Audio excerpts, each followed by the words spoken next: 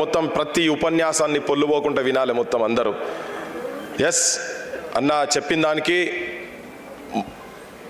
You be the change what you want to see in others అన్నట్టు first నేను నిజం కూడా మార్వాడి ఉద్యమం అప్పుడు చూసిన నేను అసలు ఆర్థిక పరంగా ఇవాళ ఎంత సొచ్చుకోపోయారంటే కింద ఏ మండలానికి పోండి మీరు, ఇవాళ ఏ మండలానికన్నా పోండి, ఇది అది అని కాదు, కొంచెం ఎక్కువ తక్కువ కావచ్చు, రాత్రి ఒక 8-10 గంటల లోపల ఒక మండల్ హెడ్ క్వార్టర్లో ఒక 15-20 కోట్లు కావాలంటే ఇట్లా తీసి ముంగడ పెడతారు వాళ్ళు క్యాష్. రాజకీయ వ్యవస్థను మొత్తము తెలంగాణ రాజకీయ వ్యవస్థ వాళ్ళ చేతులల్లో బందీ అయిపోయి ఉన్నది. అది ఎప్పుడు బ్లాస్ట్ అవుతుందో తెలియదు. కానీ ఇలా ఏ నెట్వర్క్ మొత్తం హవాలా నెట్వర్క్లు మొత్తం వాళ్ళ చేసేంత 2 నంబర్ దందా.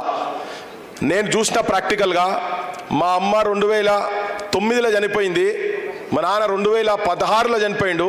2009 నుంచి మా అమ్మ చనిపోయిన రోజు నైవేద్యంగా మా దగ్గర బాదుషా జిలేబీ, ఇది తెలంగాణ ప్రజలు మొత్తం వినాలి, బాదుషా జిలేబీ నైవేద్యంగా పెడతాం. విమలకి తెలుసు, ఎప్పుడు వచ్చినా అవి మాత్రం ఉంటాయి. మొన్న ఈ మార్వాడి ఉద్యమం తర్వాత నేను అనుకున్నా, ఎస్ ఈసారి ఇట్లా కాదు, నా తెలంగాణ ఇంట్లో తయారు చేసినటువంటి బాదుషా జిలేబీ పెట్టాలని చెప్పని అనుకొని మా హన్మకొండ మొత్తం తిరిగినాం. అనుకోలే, నేను ఊహించలే.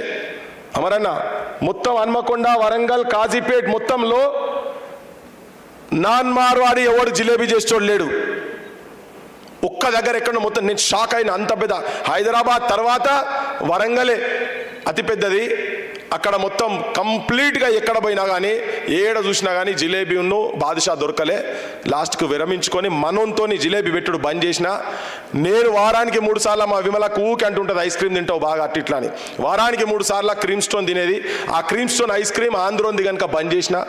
చిన్నప్పటి నుండి కోటిలో గోకుల్ చాట్ల మా అమ్మమ్మ ఇల్లు ఆడనే ఉంటుంది, ఎప్పుడు పోయినా అక్కడికి కూడా వారానికి 2-3 సార్లు పోయేటోని బంద్ చేసి పడేసిన. మేము మార్వాడి దుకాణంలో నా బతుకున్నంత కాలం వాళ్ళ దుకాణంలో కొనుక్కొని నేను, అది బట్టలు మా కేపీ యాదవ్ సార్ వచ్చిండు కొత్తగా, రియల్ టెక్స్టైల్స్ అనేది నడుస్తున్నది ఇప్పుడు మా అన్నది. అయితే ఎక్కడున్నా మీరు కూడా చెప్తున్నా, ఈ ప్రాంత అస్తిత్వాన్ని కాపాడుకోవాలంటే మా ఆమన్ గల్లోళ్ళు నువ్వు రా అన్న, 40 ఏళ్ళ నుంచి మేము ఇక్కడ బిజినెస్ చేస్తున్నాము, 40 ఏళ్ళ నుంచి 45 ఏళ్ళ నుంచి ఇక్కడ బిజినెస్ చేస్తున్నాము.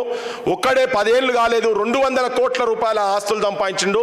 ఎవరన్నా కాదంటే మేము మీడియా మొత్తం తీసుకురా, మేము ఛాలెంజ్ చేసి చెప్తున్నాం. మన సంఘాలు మొత్తం వచ్చి మా ఇంటికి వచ్చి చెప్పిండ్రు. చూస్తే నిజంగా కూడా చూస్తే చాలా ఘోరంగా ఉన్నది. మొత్తం వ్యవస్థ మొత్తం వాళ్ళ చేతుల్లో, ఆర్థిక వ్యవస్థ, నిధులు నియామకాలు కాదు, తెలంగాణ వ్యాపారాలు కూడా తెలంగాణలో చేతుల్లో ఉండాలని ఇది ఒక దీర్ఘకాలిక పోరాటంగా అనుకున్నా. ఏదో పాల పొంగులకి వచ్చి పోయేది కాదు. ప్రతి తెలంగాణ ఇంట్లో మొదలు పెట్టండి, non Telangana it first Telangana, లేకపోతే ఇక్కడ మమేకమై ఉండి వాళ్ళు మాత్రం మమేకం కారు.